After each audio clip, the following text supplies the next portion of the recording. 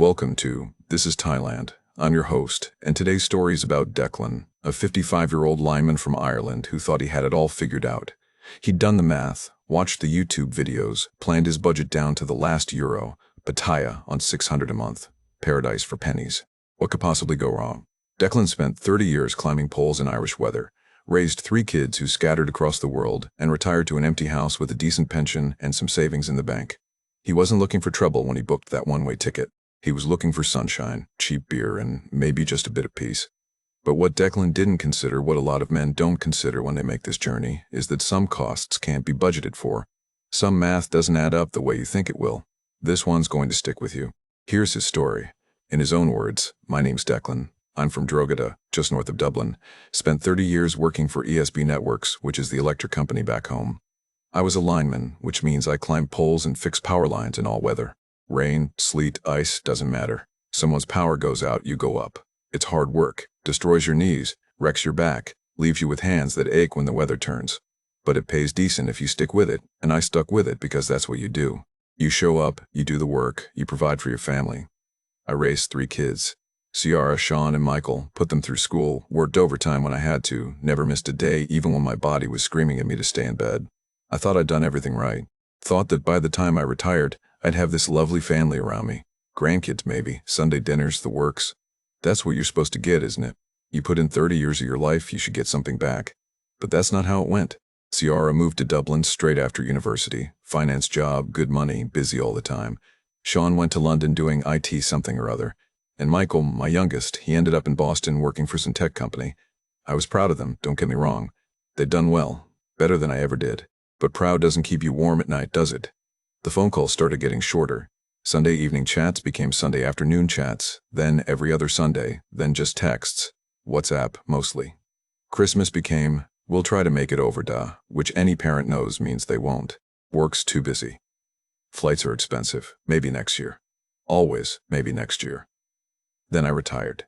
55 years old, pension kicking in at €1,800 a month, €65,000 saved up from years of careful living. The lads from work threw me a party at the pub. Everyone said the right things about how I deserved the rest, how I'd earned it, how they were jealous. Then I went home to my house in Drogheda and sat in the silence. That's when it really hit me. I had nothing, no work to go to, no kids ringing. Just an empty house that felt bigger and colder every day.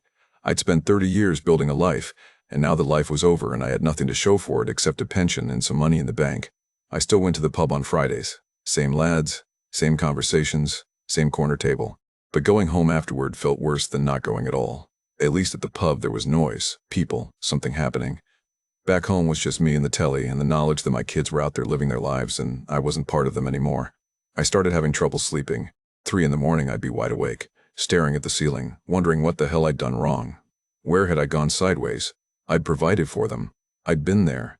I'd done everything a father's supposed to do. But they'd grown up and left, and I was just the old man back in Drogheda who got a thumbs-up emoji on WhatsApp when he sent them a message. That's when I started watching YouTube. Couldn't sleep anyway. Might as well watch something. And the algorithm, it knows what you need, doesn't it? Started showing me videos about retiring abroad. Thailand kept coming up. Pataya specifically. Western men my age living in sunshine, cheap beer, no heating bills, no rain. They'd show you their studio apartments, their meals at street stalls, how far your pension goes. And they looked happy. Not fake happy, genuinely happy. Like they'd figured something out that I hadn't. I got obsessed with it. Started doing the math, really proper math, like I was planning a job. €600 a month for rent gets you a decent studio. 400 for food and transport if you eat local. 200 for going out, having a life. Under €1,200 total. I'd still have 600 left over from my pension every month, plus I had my savings if I needed them. The more I watched, the more it made sense. Why was I sitting in Drogheda in the cold and rain, paying heating bills, drinking €6 pints, when I could be in Thailand in the sunshine paying a fraction of that? The kids weren't coming home anyway. What was I waiting for? One night in October, couldn't sleep as usual, I booked the ticket. Just did it. One-way flight to Bangkok, leaving in 3 weeks. Soon as I clicked purchase, I felt something I hadn't felt in months. Not quite happiness, but something close to it. Like I'd made a decision, taken control, done something instead of just sitting there waiting for my life to start making sense again. I told the kids in our WhatsApp group, "Lads, I'm heading to Thailand for a while. Retiring abroad. Talk soon." 2 thumbs up emojis from Sean and Michael. Ciara sent back, "That's lovely, Da, be safe." That was it. No questions, no concern, just acknowledgement that I'd sent a message and they'd received it. I should have seen it then. Should have realized that if your own kids barely react when you tell them you're moving to the other side of the world, maybe the problem isn't geography. Maybe the problem is something geography can't fix. But I didn't see it. I was too busy feeling like I'd figured something out. Like I was smarter than all the people stuck in Ireland complaining about the weather and the cost of living. I had a plan, I had a budget, I had my notebook where I'd written down every expense, every calculation. The math worked. I'd made it work.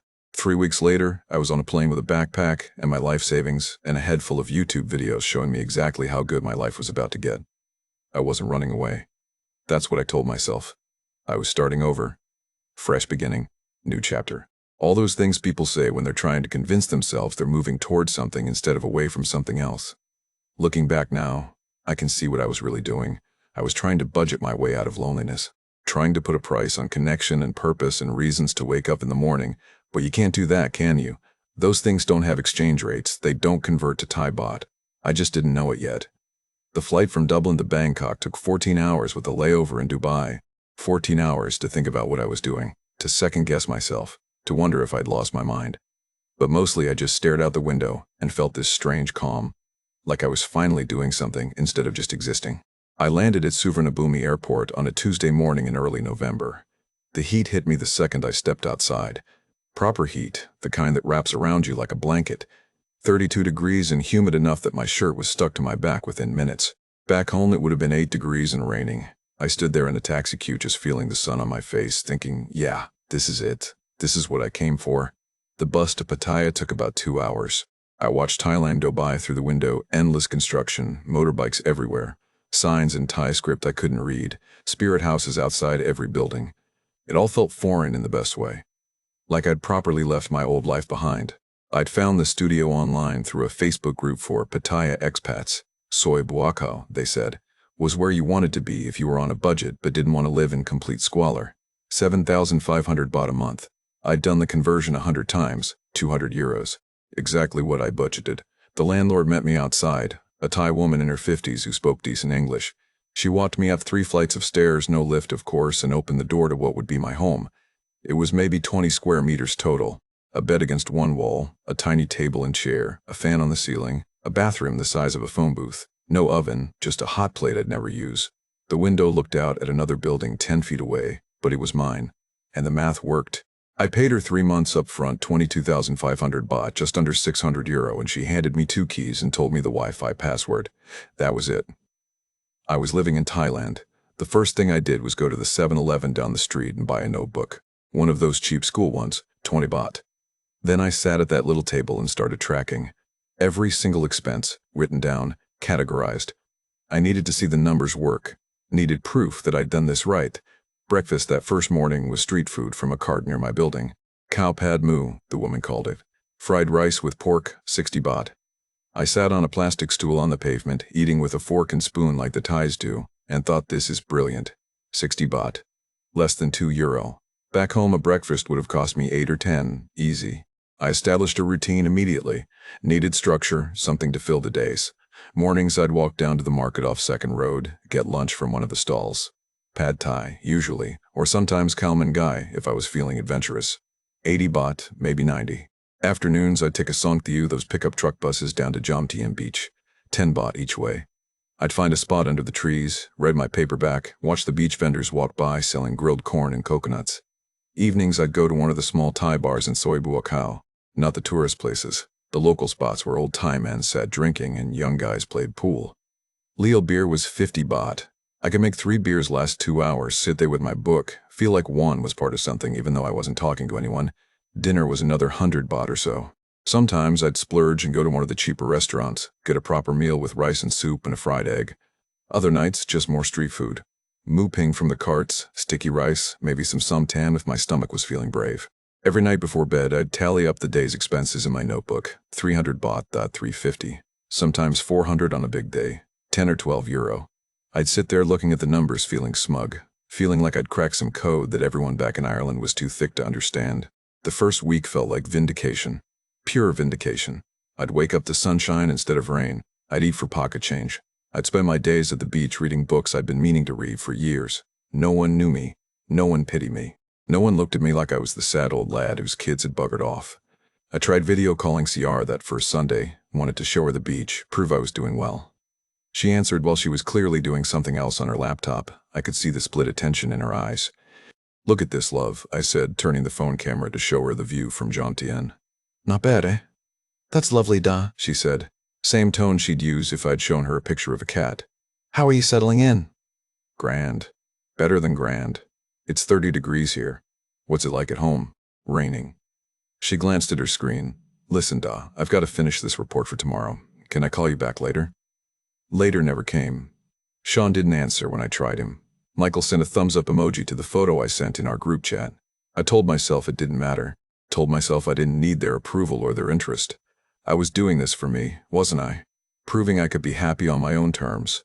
I met other expats in those first weeks. Couldn't help it, really. You'd see the same faces at the same places.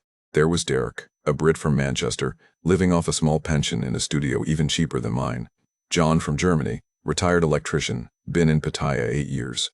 Graham from Sydney, another early retiree who'd done the same math I had. We'd end up at the same bars, start talking. They'd all tell me the same things. How cheap it was, how much better the weather was, how they'd never go back. And I'd nod along, feeling like I'd joined some exclusive club of men who'd figured it out. But their conversations started to loop after a while. Same stories about bar girls who'd scammed them or their mates. Same complaints about visa extensions and immigration queues. Same warnings about which massage shops to avoid, which bars were rip-offs, which girls were working multiple farangs at once. I'd sit there with my 50-baht Leo thinking I'm not like you lot. I'm here for the cheap living and the sunshine, not getting mixed up in all that. 3 weeks in, something started to shift. The studio's cold water stopped being refreshing and started being miserable. I'd come back from the beach, sweating, wanting a proper shower, and that cold trickle from the shower head felt like punishment. The cockroaches bothered me more than they should have. The noise from the street kept me awake. The bed was too hard. The fan was too loud. I got food poisoning twice in those first weeks. Once from street food that had been sitting out too long in the heat. Once from something at the market I still can't identify. Spent a day and a half on the toilet in that tiny bathroom, wishing I was anywhere else. The beach started feeling lonely instead of peaceful. I'd sit there with my book and realize one hadn't had a real conversation with anyone in days. The other expat stories depressed me. The Thai people were friendly enough, but it never went past surface-level pleasantries. I didn't speak the language. They were working. I was just another customer. At night in that studio, lying in bed with the fan rattling above me, I'd think about the house in Drogheda. At least that had been quiet. At least the water had been hot. At least when I went to the pub, I knew the lads, even if going home afterward made me feel worse. Here I was in paradise, exactly like the YouTube videos, living on my careful budget, and I felt just as empty as I had back home. Maybe emptier, because now I'd run out of geography. There was nowhere left to run to. I started looking at my notebook differently. All those carefully tracked expenses weren't proof I was winning. They were proof I was just as alone here as I'd been in Ireland, except now I was alone somewhere hot with a dodgy stomach and no one to call if something went wrong. But I didn't admit that yet. Couldn't admit it. I'd told myself this story about starting over, about being smart enough to crack the code. Admitting it wasn't working would mean admitting I got it wrong, that the kid's indifference had been right, that I was just a lonely old man trying to buy his way into feeling better. So I kept tracking the expenses, kept going to the beach, kept telling myself it just needed time, that I'd adjust, that next week would be better. The math still worked after all. That's what mattered. That's what I kept telling myself, anyway. Month 2 is when things started to crack properly. Not all at once, but in these little ways that added up. The isolation was grinding me down. Days were fine, I could keep busy. But evenings back in that studio with the cold water and the cockroaches and the fan that sounded like it was about to fall off the ceiling, that felt like punishment, like I was living in a cell I'd paid for. I'd been avoiding Walking Street. You know Walking Street if you know Pataya, the tourist strip, neon lights, bars with girls dancing outside, music pumping, drunk lads stumbling around, all the things I'd told myself I wasn't here for. The lads at the cheap bars would talk about it like it was some kind of trap, something to stay away from unless you wanted to lose your money and your dignity. But one Friday night, about 5 weeks in, I was sitting in my studio at 7:30 in the evening thinking I cannot spend another night like this. The same routine, street food, cheap bar, 3 Leo beers, back to the room by 9. I felt like I was slowly disappearing. So I went, just to see what the fuss was about. 1 beer, I told myself. Have a look around, then back to the studio.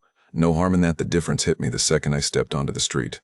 Actual energy. Music from every doorway, lights everywhere, people laughing, talking, moving. After weeks of quiet Thai bars where everyone sat in silence, this felt alive. A girl outside one of the bars smiled at me. Proper smile, not the polite one you get from shop workers.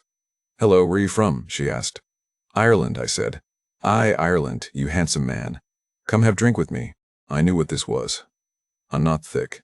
I'd worked with lads who'd been to Thailand, heard all the stories, lady drinks, bar fines, the whole business. But standing there after 5 weeks of barely talking to anyone, even that transactional friendliness felt better than nothing. "All right," I said. "One drink." Her name was Ploy. 26, from somewhere up north I didn't catch. She ordered a drink, 150 baht added to my bill. We talked, well, she talked and I listened, mostly. About her family, her village, how long she'd been in Pataya. Whether I liked Thailand, if I had a girlfriend. The usual script, I'd later learn. But that first night it just felt like conversation. I bought her 3 drinks over the next hour, 450 baht. Bought myself 3 beers at 120 each. The Mama San came over at one point, asked if I wanted the bar fine Ploy, 3,000 baht to take her out of the bar, plus whatever I gave the girl. I said no, not tonight, maybe another time. Walking back to my studio that night, I added it up in my head.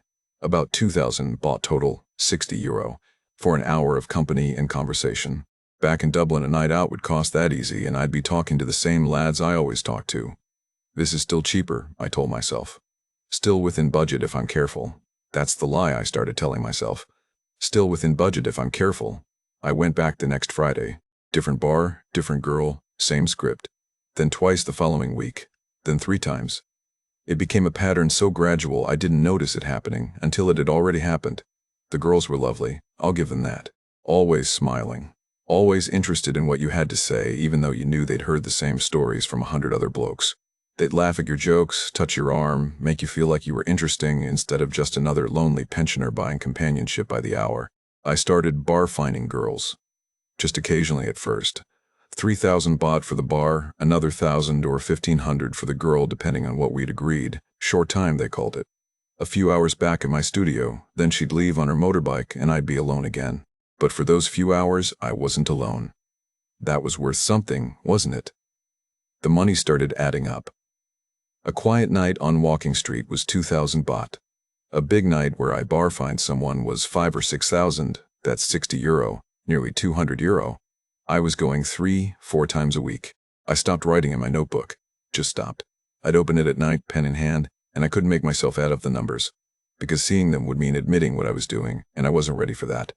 I started making adjustments elsewhere, skipping lunch to save 100 baht, eating instant noodles from 7-Eleven for dinner on the nights I wasn't going out, 25 baht a packet. I'd sit in my studio eating noodles from the pot, thinking this is fine, I'm being responsible, I'm saving money where I can. I wasn't saving money. I was starving myself during the day so I could justify paying for company at night. My pension hit my account the first week of December, €1,800. I looked at my Thai bank balance. I'd withdrawn €5,000 from my savings the week before to top up because the pension money was already gone. €5,000. In 1 month. I sat there staring at the numbers thinking, how did this happen? I budgeted $1,200 a month total. I'd spent nearly 4 times that. But I didn't stop. That's the thing I need you to understand. I saw the numbers and I didn't stop. I told myself it was just a rough month, an adjustment period. Next month I'd be stricter. I'd go to Walking Street less. Maybe just once a week, maybe twice. I went 4 times that next week. The studio started feeling like proof I was failing. The cold water, the cockroaches, the noise, the neighbors shouting through the thin walls at all hours. Successful retirees don't live like this, I thought. The YouTube videos showed nice condos, balconies, swimming pools. Maybe that's what I needed. Better living situation, better mental state, easier to stick to a budget. I started looking online. Condos in Pratumnak, the nicer area between Pataya and Jomtien. 18,000 baht a month for a 1-bedroom with aircon, hot water, a view, €475. 3 times what I was paying now, but I'd have comfort, I'd be happier. Happy people don't need to go to Walking Street 4 times a week, that was the logic. Spend more money to be comfortable so I'd spend less money trying to feel less miserable. I'm laughing now as I say it. The mental gymnastics we do to justify what we're already planning to do anyway. I withdrew another €5,000 from savings at the end of December. Told myself it was for the condo deposit, first and last month's rent, getting properly set up, making things right. My savings were down to €55,000, 10,000 gone in 2 months. I'd come to Thailand to live on 1,200 a month and I burned through 5,000 a month instead. But I had a plan now. New condo, fresh start, proper routine. Get back on track in the new year. The thing about plans is they're just stories you tell yourself about the future. And I was getting very good at telling myself stories. I moved into the new condo first week of January at Batamnak, right between Pataya and Jomtien, up on the hill with a view of the bay. 18th floor, 1 bedroom, proper kitchen, air conditioning that actually worked, hot water that came out hot every time. 18,000 baht a month, €475, but standing on that balcony looking out at the water, I told myself I deserved this. 30 years up poles in Irish weather. 30 years of freezing rain and ice and wind that cut through you. 30 years of destroying my body so my kids could have a better life. And they'd gone off and forgotten about me anyway. I'd earned a bit of comfort, hadn't I? I bought a motorbike that same week. Second-hand Honda Click from a bloke on one of the Facebook groups. 35,000 baht, about €900. He said it was a great deal, only 2 years old, one owner. I didn't know enough to argue. Just transferred him the money, and he handed me the keys and the green book with some Thai woman's name on it that I didn't understand the implications of. But I had wheels now, no more waiting for songdius or paying for taxis. This would save money in the long run, I told myself. Investment, not expense. I was getting very good at that, calling expenses investments. My monthly costs were around €2,000 now between the condo, the motorbike payments I'd made to myself to justify the purchase, food, and nights out. But I'd stopped doing the math honestly. Stopped looking at my bank balance unless I absolutely had to. The numbers made me anxious, and what was the point of moving to paradise if you were going to spend the whole time anxious? That's when I met Nok. I'd been getting massages at this place on Second Road. Proper massages, Thai massage. The kind where they walk on your back and crack every joint in your body. My knees were shot from the years climbing poles and the massage helped. 200 baht for an hour. Seemed reasonable. Nok worked there. Mid-30s, I guess. Though Thai women are hard to age. Quiet, professional, didn't chat much while she worked. Which I appreciated, honestly. After the walking street girls who never stopped talking, the silence felt genuine. After the 3rd or 4th massage, I started talking to her a bit. Just small talk, where she was from, how long she'd been in Pataya. She said Buriram, up in Assam. Been in Pataya 2 years. Worked in a bar before but didn't like it, moved to massage work. Better hours, better customers, no late nights, not a bar, I thought. That's different. That's better. We started having coffee after her shift sometimes. She'd finish at 7. We'd go to a little cafe nearby, talk for an hour. Her English was decent, better than most. She'd ask about Ireland, about my family, seemed genuinely interested. Didn't ask for anything, just talked. She told me about her daughter Mai, 12 years old, living with Nok's mother back in Buriram, smart girl, wanted to be a teacher. Nok showed me photos on her phone and I felt something crack open in my chest. This little kid with a gap-toothed smile and a school uniform, and Nok working herself to death 200 kilometers away to send money home for her. After a few weeks, we started having dinner. Thai places, local spots where Nok would order for both of us. Some tam that made my eyes water, lahab mu, sticky rice, grilled fish. She'd laugh when I struggled with the spice, teach me basic Thai phrases.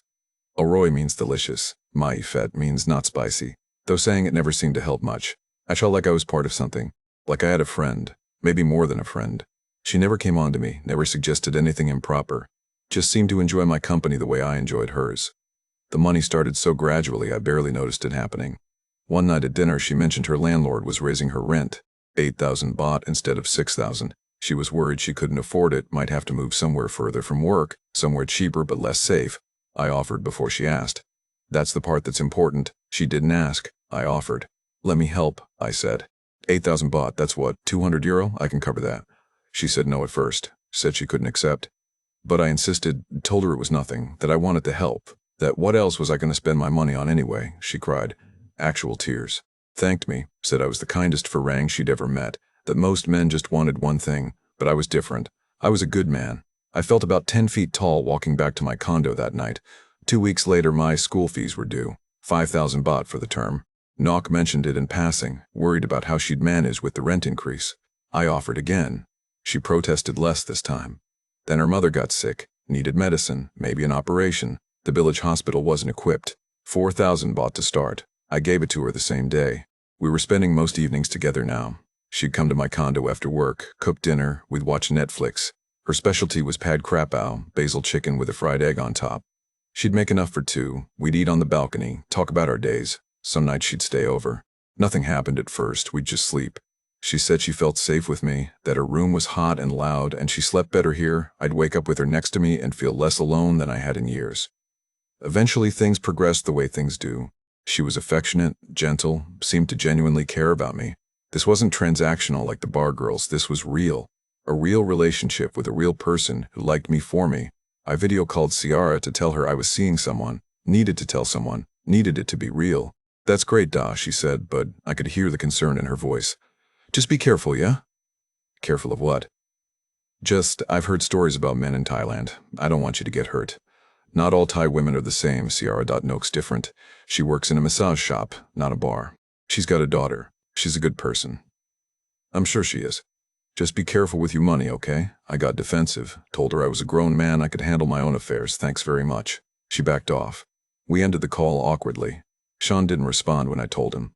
Michael sent back "happy for you." 2 words. That was it. They don't understand, I thought. They're just bitter. I'd moved on with my life, and they're stuck in their miserable jobs in their expensive cities. Not met some of her friends one night. Other women from Isan, working massage or still in bars. They were lovely to me, welcoming, taught me more Thai phrases, laughed at my attempts to pronounce them. I bought drinks for the table, felt like part of a community for the first time since arriving. This is what I came here for, I thought. Not just cheap living. Real connection. Real people. A real life. My savings were down to €50,000 by March. 15,000 gone in 3 months. But I was happy, genuinely happy. I'd wake up with Not next to me, we'd have breakfast together, she'd go to work, I'd do whatever with my day, she'd come back in the evening. Weekends, we'd take the bike out to Jomtien, get a bungalow on the beach, pretend we were a normal couple on holiday. She started talking about the future. Opening a little restaurant someday, maybe in Jomtien where it was quieter. She was a good cook, people would come. She could bring Mai down from Buriram, get her into a better school. Stop doing massage work, build something real. I started imagining it too. Helping her with the restaurant, being a stepfather to Mai, having a family again. A reason to wake up that wasn't just killing time until I died. The expenses kept mounting, but I'd stopped thinking of them as expenses. They were investments in our future, our shared life. Her rent, my school fees, her mother's medicine, groceries, dinners out, little gifts. It all added up, but it all meant something. My pension covered the condo and basic living. Everything else came from savings.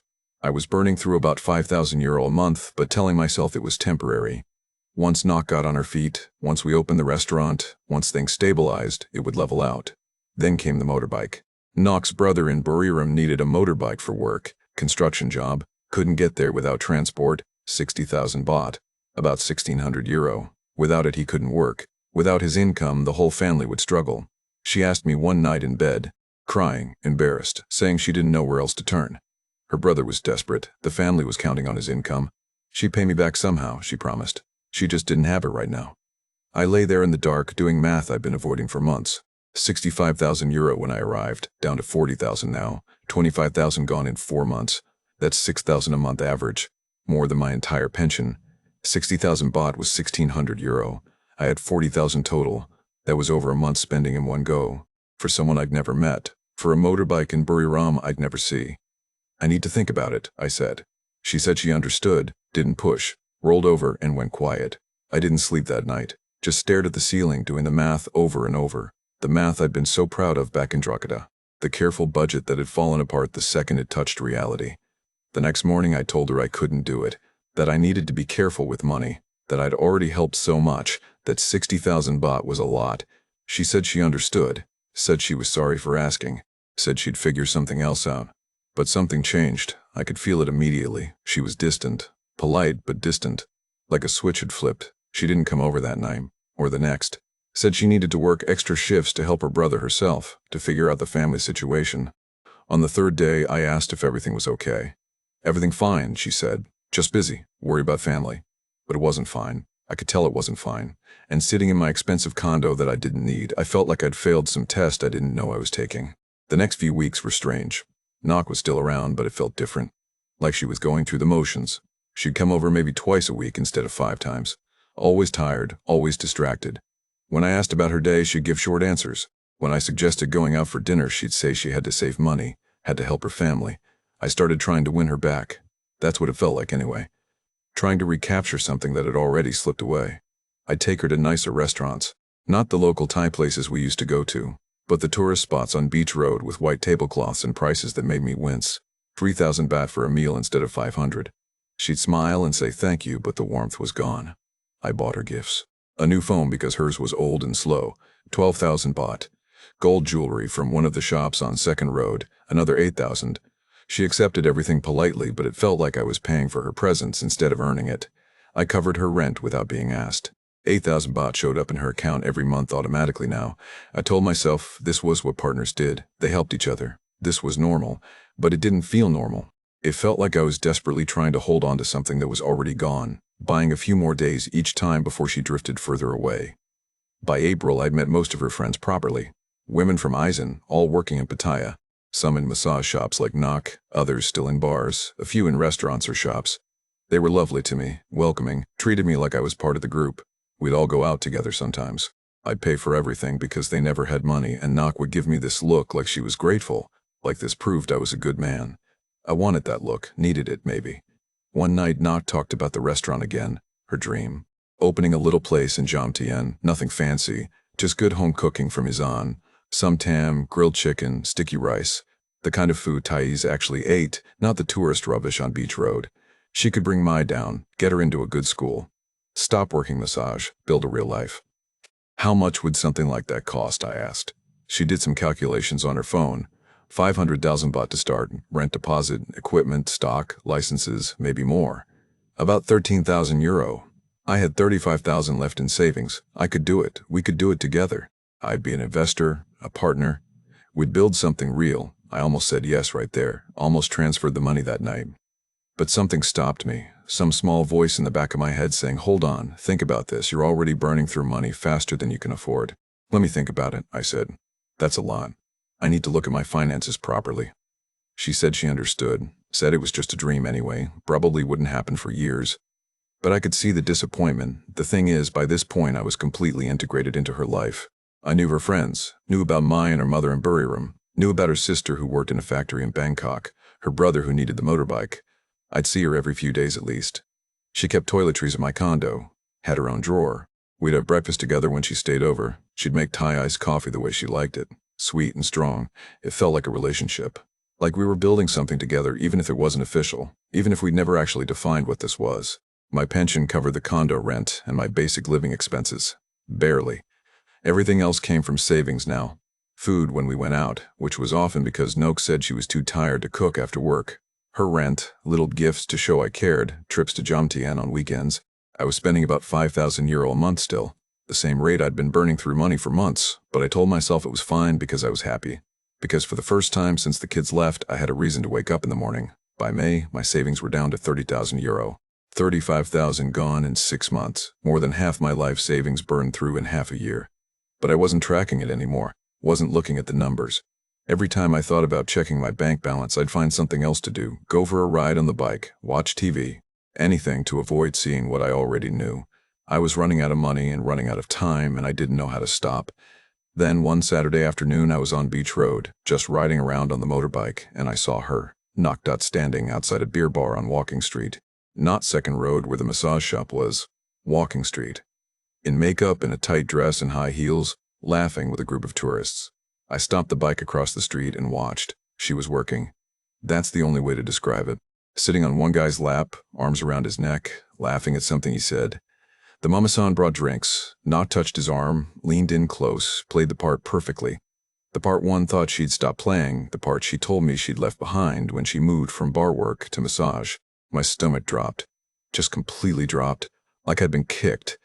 I sat there on that bike for maybe 10 minutes watching her work, 3 different guys moving from one to the next when the mama-san directed her, professional, efficient. Exactly what she said she didn't do anymore. I drove back to my condo in a daze, sat on the balcony staring at the bay, trying to make sense of what I'd seen. All those nights she said she was working extra shifts at the massage shop.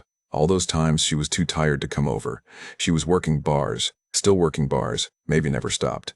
She showed up that night around 8, said she'd just finished work, was tired, could she stay over? I let her in, made tea.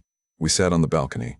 I saw you today, I said, on Walking Street. Her face didn't change, just went very still.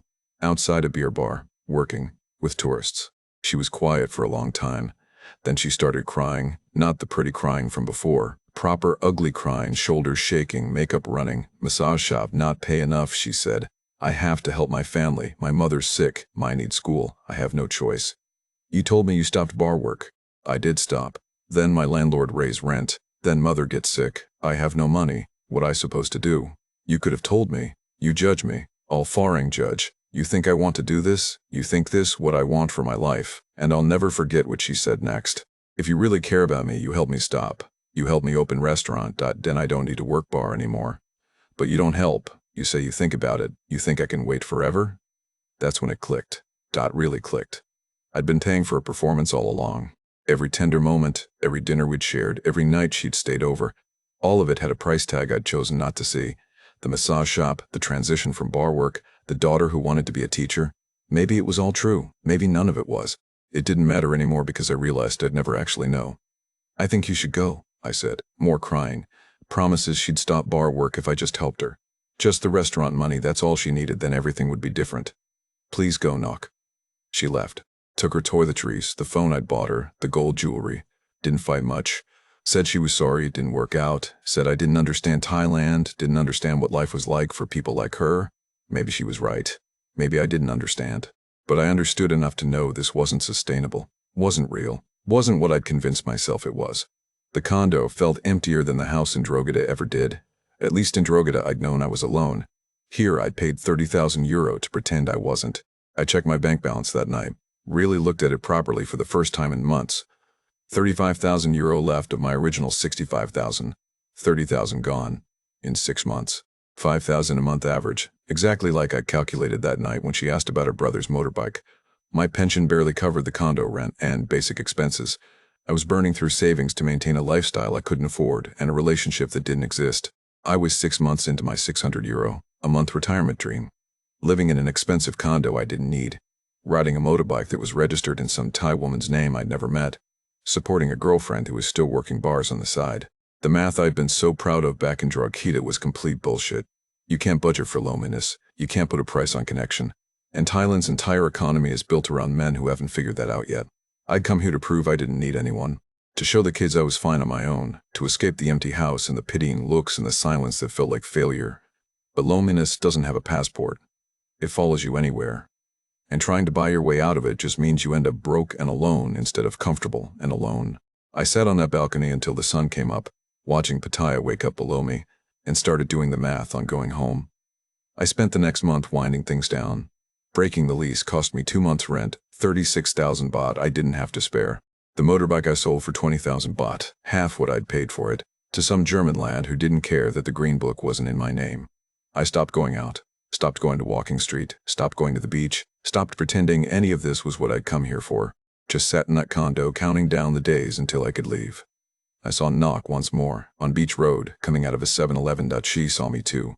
We locked eyes for a second, and I thought she might come over, might say something. But she just gave me this little nod and kept walking. I don't blame her, you know. That's the thing. I wanted to.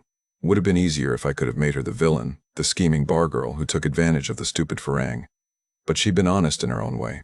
She had a daughter to support, a mother who needed medicine, a family counting on her.